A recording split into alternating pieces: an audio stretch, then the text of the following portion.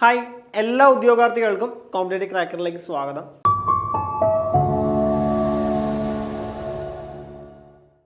നമുക്കറിയാം, ഇനി വരാൻ പോകുന്ന ഏറ്റവും പ്രധാനപ്പെട്ട യൂണിഫോം ജോലി തന്നെയാണ് നമ്മുടെ CPO WCPO എക്സാം എന്ന് പറയുന്നത്.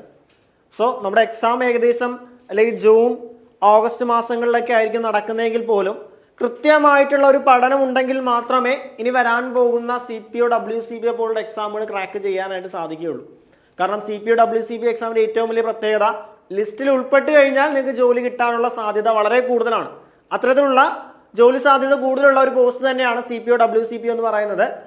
അപ്പൊ അതിന്റെ ടൈം ടേബിൾ ആണ് നമ്മൾ ഈ ഒരു സെക്ഷനിൽ നോക്കാനായിട്ട് പോകുന്നത്. കാരണം കൃത്യമായിട്ടുള്ള ഒരു പഠന സ്ട്രാറ്റജി ഉണ്ടെങ്കിൽ മാത്രമേ ഇതേപോലുള്ള ഫോഴ്സ് എക്സാമുകൾ നമുക്ക് ക്രാക്ക് ചെയ്യാനായിട്ട് സാധിക്കുകയുള്ളൂ.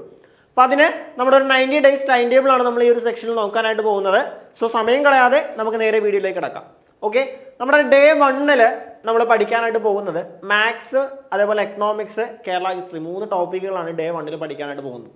മാത്സിന് നമ്മൾ സംഖ്യകളും അടിസ്ഥാന ക്രിയകളും പഠിക്കുന്നു. ഭിന്നസംഖ്യകൾ 2 ടോപ്പിക്കുകൾ ഒരു ദിവസം പഠിക്കുന്നുണ്ട്. അതായത് നമ്മുടെ ആപ്പിൽ ക്ലാസ്സുകൾ ഉണ്ടാവും, ക്ലാസ്സുകൾ കണ്ട് കൃത്യമായിട്ട് പഠിക്കുക. പിന്നീട് എക്കണോമിക്സ് ആണ്. അവിടെ നമ്മൾ ഇന്ത്യൻ സാമ്പത്തിക രംഗം, അതേപോലെ തന്നെ ആസൂത്രണ കമ്മീഷൻ എന്ന് പറയുന്ന ടോപ്പിക്കുകൾ എക്കണോമിക്സിൽ നിന്ന് നമ്മൾ പഠിക്കുന്നുണ്ട്. പിന്നീട് കേരള ഹിസ്റ്ററി, കേരളത്തിലെ പ്രധാനപ്പെട്ട സമരങ്ങൾ, അല്ലെ, ഈ 3 ടോപ്പിക്കുകൾ നമ്മൾ ഡേ 1 കവറപ്പ് ചെയ്യുന്നു. ഡേ 1 നമ്മൾ കവറപ്പ് ചെയ്യുന്നു. അങ്ങനെ ഡേ 1 നമ്മൾ കൃത്യമായിട്ടുള്ള ഒരു 3 ടോപ്പിക്കുകൾ പഠിച്ചു തീർക്കുന്നു. പിന്നെ നമ്മൾ ഡേ 2 പോകുന്നു.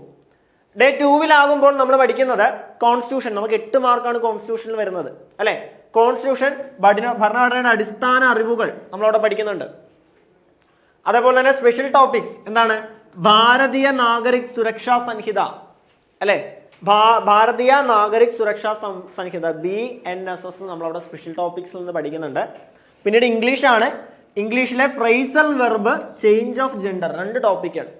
ഫ്രേസൽ വെർബും ചേഞ്ച് ഓഫ് ജെൻഡറും 2 ടോപ്പിക്കുകൾ നമ്മൾ അവിടെ പഠിക്കുന്നുണ്ട്. അങ്ങനെ 2-ാം ദിവസം നമ്മൾ വീണ്ടും 3 ടോപ്പിക്കുകൾ കവറപ്പ് ചെയ്യുന്നു.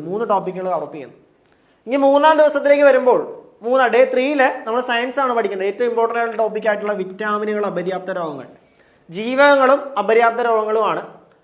അതേപോലെ തന്നെ മാത്സിൽ വീണ്ടും നമ്മൾ LCM HCF ശ്രേണികൾ, 3 ടോപ്പിക്കുകൾ നമ്മൾ മാത്സിൽ ഇമ്പോർട്ടൻസ് കൊടുക്കുന്നു.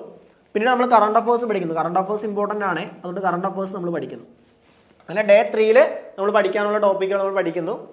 പിന്നെ ഡേ 4 വരുമ്പോൾ അവിടെ സ്പെഷ്യൽ ടോപ്പിക്സ് എന്താണ്? നമ്മൾ നേരത്തെ BNSS പഠിച്ചായിരുന്നു. അത് ഒറ്റ ക്ലാസ്സോ അല്ലെങ്കിൽ ഒറ്റ ദിവസം കൊണ്ട് നമുക്ക് പഠിച്ചു തീർക്കാൻ സാധിക്കില്ല.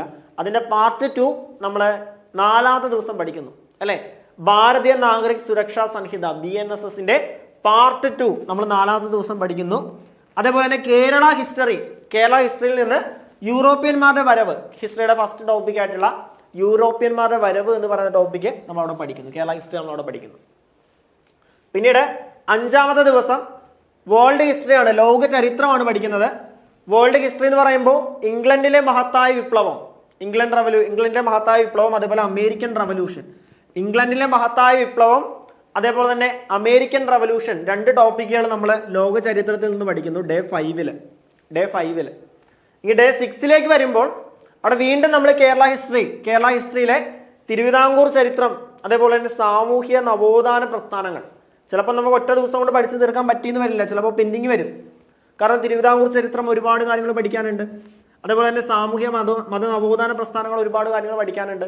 അപ്പൊ ഡേ 6 കേരള ഹിസ്റ്ററിയിലെ ഈ പറയുന്ന ടോപ്പിക്കുകൾ നമ്മൾ ഇമ്പോർട്ടൻസ് കൊടുത്ത് പഠിക്കുന്നു. ഓക്കെ അല്ലേ? ഇനി 7-ാമത്തെ ദിവസം നമുക്കറിയാം, നമ്മൾ ഇത്രയും ടോപ്പിക്കുകൾ പഠിക്കുമ്പോൾ ചിലപ്പോൾ നമുക്ക് പെൻഡിങ് വരും, അല്ല, ചില ഭാഗങ്ങൾ പഠിക്കാൻ പറ്റാതെ വരും. ഇപ്പൊ 7-ാമത്തെ ദിവസം എന്ന് വെച്ചാൽ നമുക്ക് ടോപ്പിക്കുകളൊന്നുമില്ല, നമുക്ക് റിവിഷൻ ഡേ ആണ്. പെൻഡിങ് ഉള്ള ഭാഗങ്ങൾ പഠിച്ച് തീർക്കാനായിട്ടുള്ള റിവിഷൻ ഡേ ആണ് നമുക്ക് 7-ാമത്തെ ദിവസം വരുന്നത്. സോ 7-ാമത്തെ ദിവസം കംപ്ലീറ്റ് റിവിഷനാണ്. നമ്മൾ ഏതൊരു കാര്യം പഠിച്ചാലും പഠിച്ച കാര്യങ്ങൾ റിവിഷൻ ചെയ്തെങ്കിൽ മാത്രമേ, പഠിച്ച കാര്യങ്ങൾ പ്രോപ്പറായിട്ട് റിവിഷൻ ചെയ്തെങ്കിൽ മാത്രമേ നിങ്ങൾക്ക് റാങ്ക് ലിസ്റ്റിൽ ഉൾപ്പെടാനായിട്ട് സാധിക്കുകയുള്ളൂ.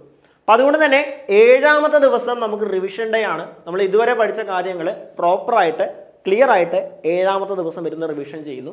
അതേപോലെ നിങ്ങൾക്ക് 7-ാമത്തെ ദിവസം നിങ്ങൾക്ക് ഒരു വീക്ക്ലി എക്സാം ഉണ്ടാവും. ഇതേപോലെയാണ് നമ്മുടെ കോഴ്സ് പോകുന്നത്.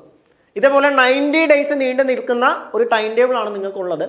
ഈ 90 ഡേയ്സ് കൊണ്ട് നിങ്ങൾക്ക് സിലബസ് കൃത്യമായിട്ട് കവറപ്പ് ചെയ്യാനും പ്രോപ്പറായിട്ട് റിവിഷൻ ചെയ്യാനും കൃത്യമായിട്ട് എക്സാമും അറ്റൻഡ് ചെയ്യാൻ സാധിക്കുന്നു എന്നുള്ളതാണ് നമ്മുടെ ഈ ഒരു 90 ഡേയ്സ് ബാച്ചിൻ്റെ ഏറ്റവും വലിയ പ്രത്യേകത എന്ന് പറയുന്നത്. സോ നമ്മുടെ 90 ഡേയ്സ് നമുക്ക് ടൈമുണ്ട്. നമ്മൾ ടൈം ടേബിൾ തീർന്നു കഴിഞ്ഞ് വീണ്ടും അത് റീസ്റ്റാർട്ട് ചെയ്യും. ഇപ്പോഴേ പഠിച്ചു തുടങ്ങിക്കഴിഞ്ഞാൽ തീർച്ചയായിട്ടും 2027 നിങ്ങൾക്കും ഒരു യൂണിഫോം ജോലി സ്വന്തമാക്കാം. അല്ല, ഇപ്പോൾ പഠിച്ചു കഴിഞ്ഞാൽ വളരെ കൃത്യമായിട്ട് റാങ്ക് ലിസ്റ്റിൽ ഉൾപ്പെടുത്തി ഫിസിക്കൽ നടന്ന് നിങ്ങൾക്ക് റാങ്ക് ലിസ്റ്റിലേക്ക് അല്ലെങ്കിൽ ജോലിയിലേക്ക് പ്രവേശിക്കാനായിട്ട് സാധിക്കും. അപ്പോൾ കൃത്യമായിട്ട് പഠിച്ച് റാങ്ക് ലിസ്റ്റിൽ ഉൾപ്പെടാൻ ആഗ്രഹിക്കുന്നവരാണെങ്കിൽ നിങ്ങൾക്ക് വേണ്ടിയിട്ടുള്ളതാണ് കോമ്പറ്റേറ്റീവ് ക്രാക്കറുടെ ഏറ്റവും പുതിയ CPO WCPO ബാച്ച് എന്ന് പറയുന്നത്.